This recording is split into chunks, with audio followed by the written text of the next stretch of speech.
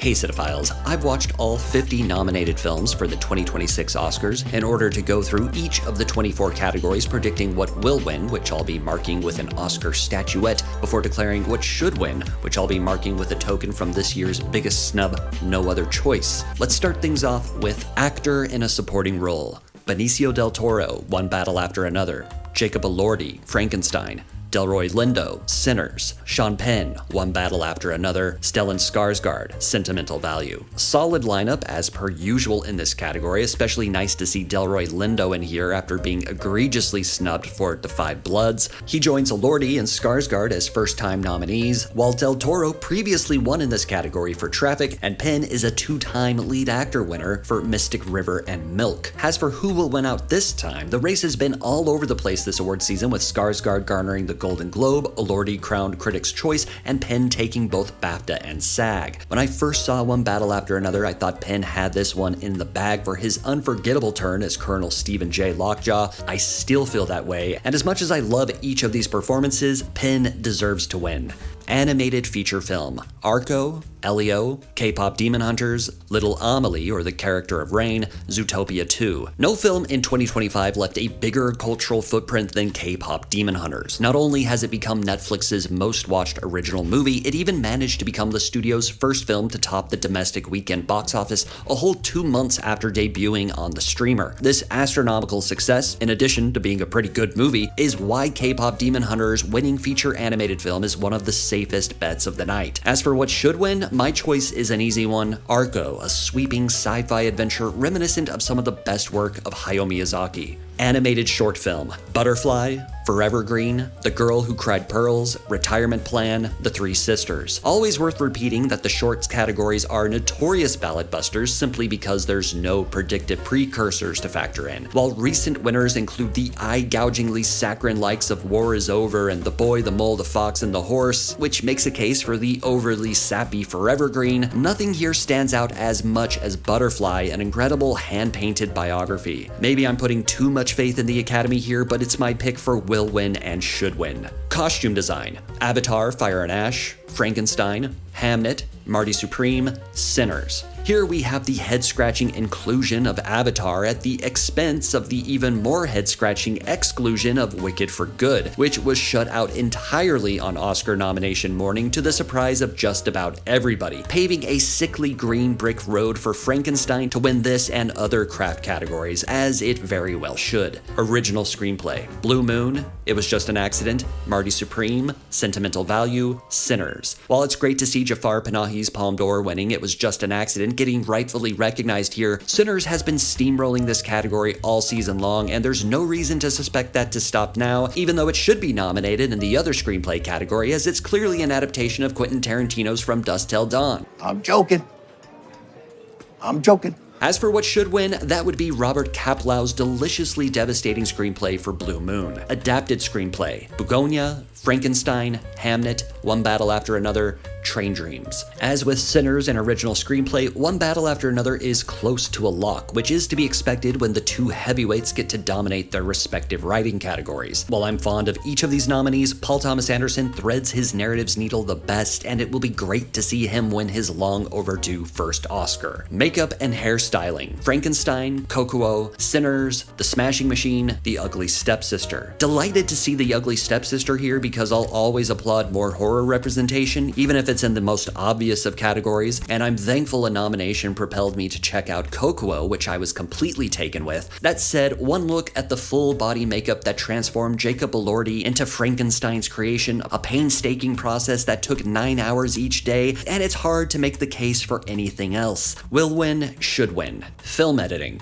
F1, Marty Supreme, One Battle After Another, Sentimental Value, Sinners. Throughout the season, film editing has been a three-way race between F1, One Battle After Another, and Sinners, but with One Battle taking the BAFTA, which is the single strongest predictor in this particular category, I feel it will win. Watching One Battle After Another for the first time might have been the fastest 3 hours of my life, culminating with the brilliantly cut highway chase. Editor Andy Jurgensen deserves to win. Actress in a supporting role. Elle Fanning in Sentimental Value, Value, Inga Ibsdottir Lilius in Sentimental Value, Amy Madigan in Weapons, Wunmi Mosaku in Sinners, Teyana Taylor in One Battle After Another. This is the most competitive of the acting categories this year when it's usually the least. While Mosaku has the most momentum coming off her BAFTA win, Madigan previously won both the Critics' Choice and the SAG Awards. Let's not forget the Academy often treats the supporting categories like Lifetime Achievement Awards, which is why I'm ultimately giving the edge to Madigan, the only actress here previously nominated exactly 40 years ago for Twice in a Lifetime. In fact, Madigan now holds the record for the longest gap between two nominations for an actress. Of course, it helps that her performance as Aunt Gladys in Weapons resulted in an instantly iconic character. It would certainly be a more deserving win than a recent comp like Jamie Lee Curtis in Everything Everywhere All at Once. For me, Madigan's performance is only second to Inga Ibsdottir Lilius in Sentimental Value, which is among the finest performances of the year. Production design: Frankenstein, Hamnet, Marty Supreme, One Battle After Another, Sinners. Once again, Frankenstein has swept all the precursors, and you'd be a mad scientist to guess anything else. As for me, I'm going with the house Jack built, Jack Fisk that is, for his excellent work on Marty Supreme. Fisk is a legendary production designer, having worked with Terrence Malick, David Lynch, and on previous films by Paul Thomas Anderson, and like PTA, he has the distinction of being both long overdue and deserving. Now for the worst category, Original Song. Dear Me from Diane Warren, Relentless. Golden from K-Pop Demon Hunters. I Lied to You from Sinners. Sweet Dreams of Joy from Viva Verde. Train Dreams from Train Dreams. I'll spare you of my original song rant, except to say that Public Enemy #1 Diane Warren has now made completionist Oscar nerds like myself watch an entire documentary about her. Warren is a 17-time nominee who will now break her own record of having the most nominations without a win, a dubious streak that is covered in the documentary itself, making this whole category all the more maddening. Golden is a stratospheric pop hit and holds the all-time record for the longest reign atop the global Billboard, partially thanks to My Own Children. Its infectious influence will likely secure its victory here. I like Golden as much as the next cool dad, but I Lied to You gave us one of 2025's best movie moments in Sinners' show-stopping one-shot centerpiece, an example of how an original song should be utilized within the film instead of simply playing as the credits roll. Documentary short film: All the Empty Rooms, Armed with a Camera, The Life and Death of Brent Renaud, Children No More, Were and Are Gone, The Devil is Busy, Perfectly a Strangeness. A strong stable of nominees this year, with the welcome inclusion of an experimental art film like Perfectly a Strangeness, which follows three donkeys' close encounter with an abandoned observatory in the Chilean desert. However, the most powerful film here is All the Empty Rooms, following storied broadcast journalist Steve Hartman as he memorializes the bedrooms of children whose lives were taken in school shootings.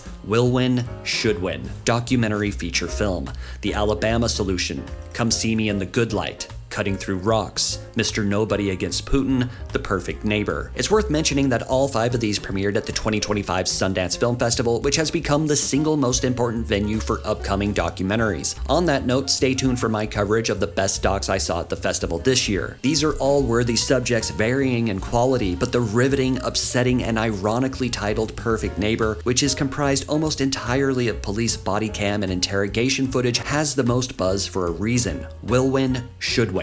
Sound: F1, Frankenstein, One Battle After Another, Sinners, Seurat. F1 is certainly the flashiest, or noisiest rather, of these nominees and has the most precursors under its seatbelt, which will likely nab at the trophy. I'd be remiss to not highlight Seurat in this category, which follows a father searching for his daughter amidst the Moroccan rave scene. Its crunchy soundscape is second to none. I will happily shatter my flower pot in its honor. Visual effects: Avatar, Fire and Ash, F1, Jurassic World Rebirth, The Lost Bus, Sinners. The Avatar franchise is already 2 for 2 in this category, and those visual effects are only getting better. It will win, and it should win. From one of the most predictable categories to one of the least. Live-action short film: Butcher's Stain, A Friend of Dorothy, Jane Austen's period drama, The Singers, Two People Exchanging Saliva. This is a rare slate of not terrible nominees in a category usually rife with them, which I can't recall happening before in recent memory. Though A Friend of Dorothy is a reminder that they're still making maudlin movies about old white people befriending younger black people to feel better about the world and their place in it, so I'm prepared for that to win. After all, this is largely the same Academy that crowned Green Book as their best picture only 8 short years ago. For my time and money, the best of this bunch is easily The Singers. Which brings us the first new category added to the Academy Awards in a quarter century: casting. Hamnet, Marty Supreme, One Battle After Another, The Secret Agent, Sinners. It's worth pointing out that the nominees are the film's casting directors, an unsung yet crucial role on any film that can make or break a production, and it's about damn time the Academy included this category in their main ceremony. Without an Oscar precedent to consider, the next best place to look is the BAFTAs, who only added casting to their lineup in 2020. However, this year's award went to the Scottish film I Swear, which won't qualify until next year's Oscars, so we're still flying blind. Sinners won the top prize at SAG this year, which is awarded to a film's cast and not the casting director, but it does give us a good idea of where a significant portion of the actors branch is at. Sinners boasts a diverse pedigree of young and old actors, including a breakthrough performance from Miles Canton and a well-known seasoned Hollywood casting director at its helm in Francine Maisler. I suspect it will win. Though I'm going to take this category as an opportunity to highlight The Secret Agent, the poster of which paints a group portrait of casting director Gabriel Dominguez's extraordinary efforts assembling a robust ensemble led by Wagner Moura and featuring the final performance of the great Udo Kier. Cinematography: Frankenstein, Marty Supreme, One Battle After Another, Sinners, Train Dreams. For her remarkable work on Sinners, Autumn Gerald Arkapaw is the first woman of color to be nominated in this category. What's more, no woman has ever won cinematography. While a win for Sinners would make long overdue history, the precursors favor Michael Bauman's equally deserving achievement on One Battle After Another. While Train Dreams might be the single prettiest film of the year and Sinners contains the single best shot, One Battle After Another had the single most defined cinematic language. Of course, it doesn't hurt that I first saw the film in glorious VistaVision. International feature: The Secret Agent from Brazil, It Was Just an Accident from France, Sentimental Value from Norway, Surat from Spain, The Voice of Hind Rajab from Tunisia. This category is the most glaring for the sin of omission that is No Other Choice, but I'll try not to hold that against these otherwise respectable nominees. Speaking of No Other Choice, logic says this will go to either The Secret Agent or Sentimental Value, seeing as they're the only two nominated for Best Picture. That said, the impact of current world affairs would explain a dark horse victory from either It Was Just an Accident from celebrated Iranian filmmaker Jafar Panahi or The Voice of Hind Rajab, a harrowing true story from the ongoing Gaza genocide. All things considered, I'm still giving the edge to Sentimental Value, which has more nominations overall, including directing. As superb as Sentimental Value is, The Secret Agent stills my flower pot. Original score: Bugonia, Frankenstein, Hamnet, One Battle After Another, Sinners. Seeing as music plays such a crucial role in the film, it's no wonder Sinners has cleaned up in this category all awards season long. It will earn composer Ludwig Göransson his third Oscar following Oppenheimer and Black Panther. For me, nothing tops the paranoid score for One Battle After Another, the latest in the ongoing and fruitful collaboration between Johnny Greenwood and PTA. Actor in a leading role: Timothée Chalamet in Marty Supreme, Leonardo DiCaprio in One Battle After Another, Ethan Hawke in Blue Moon, Michael B. Jordan in Sinners, Wagner Moura in Secret Agent. This marks the first acting nominations for both Jordan and Moura, the latter being the first Brazilian nominated in the category. At 30, Chalamet is now the youngest actor to earn 3 acting nominations since Marlon Brando. This also marks Hawke's third acting nomination and DiCaprio's 8th, winning previously in 2016 for The Revenant. After losing out last year to Adrian Brody, who I hear is still giving his acceptance speech, Chalamet was in first position going into this year's award season, running a campaign for the ages that has been highly entertaining to watch and clinching early wins at both Critics' Choice and the Globes. But his momentum has been cut significantly short after the film's complete shutout at the BAFTAs and Michael B. Jordan's big win at SAG, making this one of the most exciting Oscar races this year. But as we approach the end, I'd say the scales have tipped in Jordan's favor. Honestly, I'd be happy to see any of these guys win, but I would cheer the loudest for Ethan Hawke, another long overdue Oscar nominee, for his enthralling portrayal of American lyricist Lorenz Hart. Actress in a leading role: Jessie Buckley in Hamnet, Rose Byrne in If I Had Legs I'd Kick You, Kate Hudson in Song Sung Blue, Renata Reinsva in Sentimental Value, Emma Stone in Begonia. This marks Byrne and Reinsva's first acting nominations, the second for both Buckley and Hudson, who were previously nominated for Supporting Actress in The Lost Daughter and Almost Famous respectively, and the 5th acting nomination for Emma Stone, who previously won for La La Land and Poor Things. In contrast to lead actor, this is one of the more dull races this year, with Jessie Buckley taking every major precursor. Buckley delivers a powerful performance as Agnes Shakespeare, but I was even more surprised by and taken with Rose Byrne turning in career best work in If I Had Legs I'd Kick You. Directing: Hamnet, Chloe Zhao, Marty Supreme, Josh Safdie, One Battle After Another, Paul Thomas Anderson, Sentimental Value, Joachim Trier, Sinners, Ryan Coogler. This marks the first directing nominations for Safdie, Trier, and Coogler, the second nomination for Zhao, who won in 2021 for Nomadland, and the fourth nomination for Anderson, who has swept the precursors this awards season. As with adapted screenplay, I feel the Academy is finally going to give PTA his flowers, and I've got a pot for them to go in. And finally, Best Picture: Begonia, F1, Frankenstein, Hamnet, Marty Supreme, One Battle After Another, The Secret Agent, Sentimental Value, Sinners, Train Dreams.